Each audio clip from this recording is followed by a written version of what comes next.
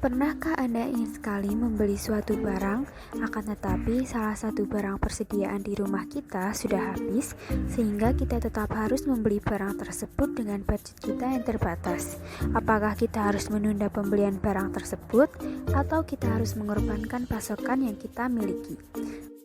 Tentu tidak keduanya. Kita bisa mengombinasikan kedua barang tersebut agar kebutuhan kita terpenuhi dan mendapat kepuasan maksimal membeli kedua macam barang tersebut. Dalam hal ini, peristiwa tersebut dapat diselesaikan dengan konsep perilaku konsumen pendekatan ordinal utility. Mari kita simak video ini.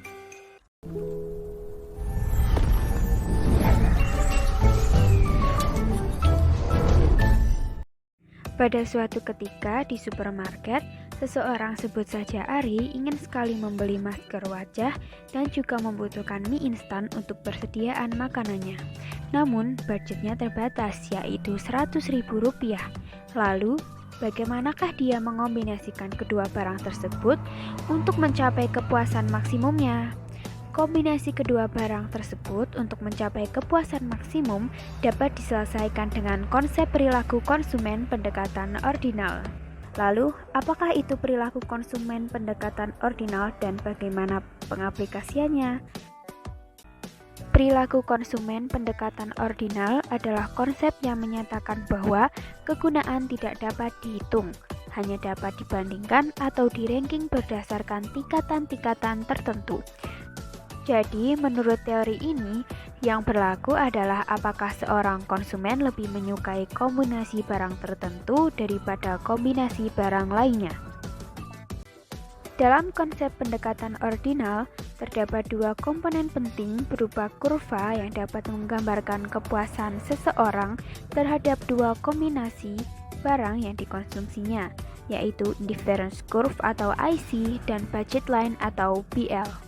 Komponen pertama adalah indifference curve atau IC, yaitu kurva yang menunjukkan berbagai kombinasi konsumsi dua macam barang yang memberikan tingkat kepuasan yang sama. Dengan kata lain, kita mengombinasikan barang yang dikonsumsi untuk menghasilkan tingkat kepuasan yang sama. Kurva IC sendiri memiliki bentuk cembung terhadap titik origin yang menurun dari kiri atas ke kanan bawah. Contohnya, dalam grafik tersebut hanya terdapat satu IC saja, padahal dalam satu grafik tersebut bisa terdapat berbagai IC dari posisi kiri sampai ke paling kanan. Semakin ke kanan IC, kepuasan yang didapat akan semakin tinggi.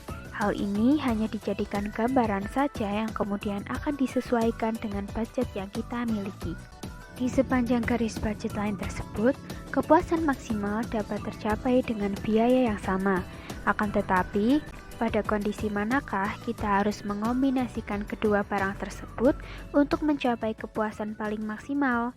Jika kita menggabungkan antara kurva IC dan BL, maka akan ada persinggungan yang tercipta dari kedua kurva tersebut. Persinggungan antara kedua kurva, yaitu kurva IC dan BL, disebut sebagai consumer equilibrium atau titik keseimbangan konsumen. Pada titik persinggungan itulah kepuasan paling maksimal yang didapat dari mengombinasikan kedua macam barang untuk dikonsumsi. Mari kita kembali kepada kasus sebelumnya, di mana seseorang bernama Ari yang memiliki budget sebesar Rp100.000 ingin mengombinasikan kedua macam barang, yaitu masker wajah dan mie instan. Harga dari masing-masing barang tersebut adalah Rp20.000 dan Rp5.000. Kombinasi barang manakah yang dapat menghasilkan kepuasan maksimum? Pertama, mari kita buat tabel yang memungkinkan jumlah barang yang dapat dibeli dengan budget yang dimiliki. Kemudian, masukkan data tersebut ke dalam grafik sehingga didapat setiap titik yang jika disambungkan akan membentuk kurva garis anggaran atau budget line. Kurva budget line akan bersinggungan pada salah satu indifference curve yang ada pada grafik tersebut, sehingga akan didapat titik keseimbangan konsumen di mana konsumen akan mengombinasikan jumlah kedua barang pada titik tersebut untuk mendapat kepuasan maksimumnya. Jadi, setelah mendapat titik keseimbangannya, Ari dapat mengonsumsi kedua macam barang tersebut yaitu 12 mie instan dan 2 masker wajah. Akan tetapi, ada suatu keadaan ketika ekonomi suatu negara ternyata bisa mengubah pola konsumsi kita. Misalnya, harga minyak Korea sedang naik saat ini. Maka, apakah konsumsi kita akan tetap atau bisa berubah? Dalam hal ini, konsumen akan mengubah jumlah barang yang dikonsumsinya apabila ada kenaikan ataupun penurunan harga karena budget yang kita miliki tidak mencukupi. Perubahan harga dapat mengakibatkan terjadinya perubahan pola konsumsi kedua macam barang. Misalnya, kombinasi antara minyak goreng dengan telur.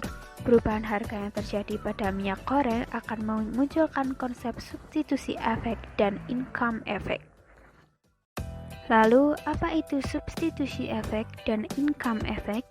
Substitusi efek adalah perubahan kecenderungan konsumen untuk mengkonsumsi suatu barang akibat terjadinya perubahan harga, sehingga konsumen akan menambah konsumsi barang dan barang lain dikurangi. Begitupun sebaliknya. Sedangkan income effect adalah suatu efek dari kenaikan harga yang akan menurunkan pendapatan real sehingga konsumen bisa mengurangi atau menambah konsumsi suatu barang. Hal itu juga berlaku ketika harga suatu barang turun, maka pendapatan real akan naik sehingga konsumen bisa mengurangi atau menambah konsumsi barang tersebut, tergantung pada jenis barang tersebut. Lalu, jika kedua efek tersebut digabung atau dijumlahkan, akan menghasilkan suatu efek yang disebut total effect. Untuk lebih jelasnya, mari kita bahas pada kasus berikut ini. Dalam tabel tersebut terdapat kemungkinan kombinasi kedua barang antara minyak goreng dan telur. Sama seperti sebelumnya, titik keseimbangan konsumen adalah persinggungan antara indifference curve dan budget line. Lalu, data tabel tersebut kita masukkan sehingga akan tercipta titik-titik yang ketika disambungkan akan membentuk kurva budget line dan bersinggungan dengan indifference curve. Maka dari grafik tersebut, titik keseimbangan konsumen yang paling maksimum terjadi pada kombinasi minyak goreng dengan jumlah 11 dan telur berjumlah 7. Pada harga minyak goreng sebesar Rp14.000 dan telur sebesar Rp26.000. Kemudian setelah diketahui bahwa terjadi peningkatan harga minyak goreng yang sebelumnya Rp14.000 menjadi Rp20.000 dan Rp25.000 akan mengakibatkan berubahnya jumlah atau liter minyak goreng yang dikonsumsi. Perubahan harga tersebut dapat dijelaskan dengan substitusi efek dan income efek. Pada efek substitusi, harga minyak goreng yang naik akan menyebabkan turunnya konsumsi minyak goreng. Lalu, jika salah satu barang harus dikorbankan, dalam kasus ini ialah minyak goreng, maka akan ada barang yang ditambah konsumsinya, yaitu telur. Pada pembuatan grafik, perlu dibuatnya budget line bayangan yang menyinggung indifference curve 1. Maka, akan didapat seperti grafik tersebut.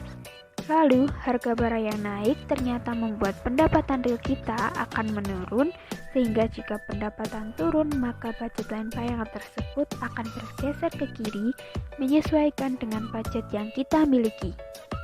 Oleh karena itu, akan terbentuk suatu keseimbangan konsumen yang baru, seperti terlihat pada grafik tersebut. Untuk perubahan harga, selanjutnya lakukan hal yang sama dengan tahapan sebelumnya, sehingga akan menghasilkan grafik seperti ini. Selain itu, jika kita menarik garis setiap titik keseimbangan dari perubahan harga yang ada, maka akan terbentuk kurva PCC atau Price Consumption Curve.